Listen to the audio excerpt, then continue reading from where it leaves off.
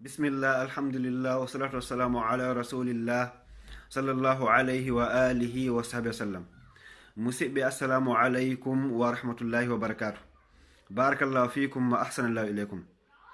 Fewndo e woɗɗini sumaya on yo Allah subhanahu wa ta'ala jaɓan en ya rabbal alamin.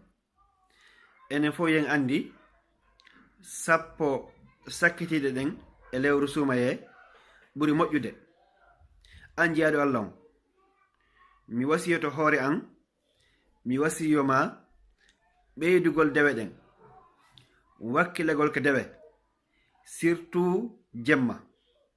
Eto ha jemma hara a juulay, a yaltine sadakaji, a toroto Allah subhanahu wa ta'ala, a wakkiloto e dewe ɗen fof kala ko wawɗa e mum, surtout noon juulugol. Ko ɗum nela sasam makanno Rabi'a ibnu Ka'b al-Aslami radiyallahu anhu fendo o wi'i ya rasulallah, min de miɗo faala yo wondude e mon aljanna, hara aljanna ko enen wondi.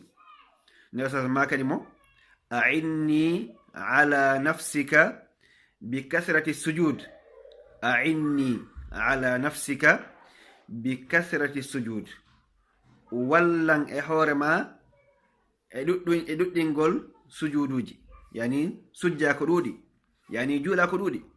Ko ya wakkilo juula ko ɗuuɗi, wakkilo juula ko ɗuuɗi.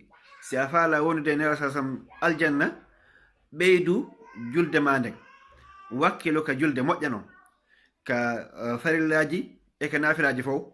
Sidi ɗon ko kama, sidi ko ka juulirde, la shakka so tawi ko farillaji ɗin ko ka juulirde, mais so tawi ko naafe ɗen sa faala juula kama, sa faala juula ka juulirde. Mais eto ha ɗuɗina julde nden juula ko ɗuuɗi, sujuduji ko ɗuuɗi. An sonnaji manɗa hoorema yamari ganta, a wawata juulude, kono watta du'o toro Allah subhanahu wa ta'ala, tubamo bakkatuji ma, wakkilo waɗa sadakaji ko wawɗa e ko nande mum. Sabu ɓay yamari ganta, a wawata juulude, mais ya wawi wadde sadakaji, ya wawi jantade inde Allah subhanahu wa ta'ala, subhanallah walhamdulillah wala ilaha illallah wallahu akbar. Ya wawi jangude, ya wawi wadde istighfar, ya wawi tubande Allah subhanahu wa ta'ala.